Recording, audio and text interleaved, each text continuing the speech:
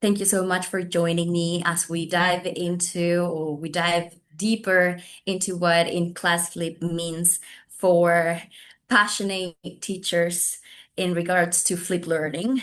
An approach that I'm sure that you might have heard so far. My name is Wendy Rey Cárdenas. I'm from Colombia in South America, specifically in a city that's called Cúcuta. We are a city that is full of joy. Our people is very or are very charming, and I am so honored to be representing my city and my country in this great event. As the professor mentioned, my presentation is entitled In Class Flip for Vocabulary Development in Young Learners. To start with, I would like to mention that I am a teacher for grade one students, first graders. It means elementary school, primary education, and it is a challenge because they are learning how to read, how to write.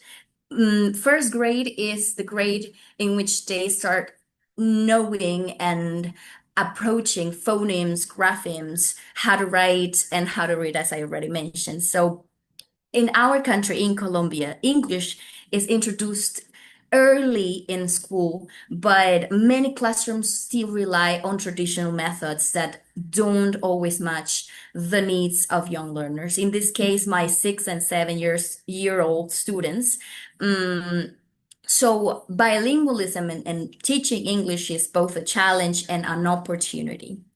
This project that I am presenting today aims to foster English vocabulary learning in preschool and grade one. Our students are between the ages of 5 and 7 years old. And it combines something that our Ministry of Education here in our country, Colombia, required us to implement in our contexts, which in Spanish is called centros de interés, that's interest centers. And we were required by law to implement that in our school. So with the teachers there, with the English teachers, we were thinking about how to implement this even or when we have 1 hour a week for this implementation. And to my mind, it came in class flip for meaningful EFL or English as a foreign language exposure. You might think, or you might be thinking, why in class flip? Well, let me tell you that I'm a very passionate teacher for flip learning. I have researched on flip learning since my undergraduate studies, and then my graduate studies, my master's was based on flip learning and specifically in class flip, but I will explain it further why in class flip and not flip learning only. But let's move on. Let's talk about the problem statement. What was the need? What was the issue here that we wanted to solve in a certain way? So first, as I already mentioned, traditional methods fail to engage young learners in vocabulary development. Teachers in my country tend to use textbooks or pronunciation rules for young learners, and that doesn't match with their needs and ages for the stage of their life they are at the moment. So we also saw that there was limited integration of interactive student-centered bilingual practices. It was always teacher-centered. The student was forgotten. The student was left aside in this learning process. And there was need for age-appropriate strategies, not only textbooks, not only reading, not only master classes by the teacher, but also something that could involve them in the learning process itself. That, of course, supported oral language acquisition. Why do I focus or why do I mention oral language acquisition, specifically speaking and listening? Because they are in an age in which they don't know how to read or write yet in their mother tongue. So imagine English is also a challenge for them. That's why I already mentioned it's both an opportunity and a challenge. So it leads to the following research question, having seen the problem itself. The question that arose from that identification of the problem is how does the in-class flip model support vocabulary acquisition in early learners? So our objectives are, first of all, to strengthen lexical competence in English through in-class flip. We also have to promote motivation and autonomy in a bilingual learning environment. And finally, to encourage peer interaction and communication in English. We gave our little space, our classroom, an hour a week, as I already mentioned. We gave it a name. It's Kids Zone, okay? And let's move on to a theoretical framework. I based this project on several frameworks. First of all, we have flipped learning. Flipped learning, as Berman and Sams in 2012 explained, it moves direct instruction out of the classroom so we can use our time for meaningful interaction and activities and practice within the classroom setting. So teachers typically flip grammar, vocabulary, theory outside of the classroom so they can make the classroom dynamic, a very meaningful one, so students are at the center of the learning process. But flipped learning requires an individual learning space and a group learning space. But what happens if we cannot send homework? We cannot send material resources to be reviewed at home. What happens if my students are in an early age and they cannot access the content at home because they don't have technology skills or the parents are not there for them all the time to access the content in their individual learning space? What happens? Well, in-class flip is the answer. Described by Ramirez, Professor Ramirez and Professor Rodriguez Buitrago in 2022, it is a version of flip learning that happens entirely inside the classroom. We don't need an individual learning space as flip learning does, okay? So we use station rotation, we use different types of stations and configurations that can help us, again, having a very dynamic classroom configuration or setting without the need to send or of needing or the need of sending homework or resources to be reviewed outside of the classroom. We also have the concept of interest centers based on the ideas of De Crowley in 1965, which encouraged children to explore topics through their own interests. And finally, we have pedagogical translanguaging. And why do I include this pedagogical translanguaging? Because it promotes the use of linguistic resources, both the mother tongue and the foreign language, for meaning making. Why? Because teachers, English teachers in my country, they tend to think that when they teach English, it's English only. Spanish is forbidden. No one can speak the language they were of the country they were born in, right? So pedagogical translanguaging focuses on, hey, English is okay, but the Spanish is the vehicle to get the language, to get the foreign language. Okay, so it is important for meaning making and meta-linguistic awareness.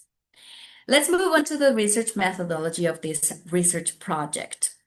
First of all, the context is the school where I work, Colegio Nuestra Señora de Fátima. We have the participants, we have the research paradigm, we have the research design action research because I'm the researcher, but I was also the teacher. We have the instruments and the collection techniques. Sorry. Okay, we have the pedagogical intervention. We based everything on flipped learning, centros de interés, station rotation, and everything to do what? Getting or acquiring vocabulary. And one of the pillars of flipped learning that we wanted to focus the most was learning culture because our students started to generate autonomy.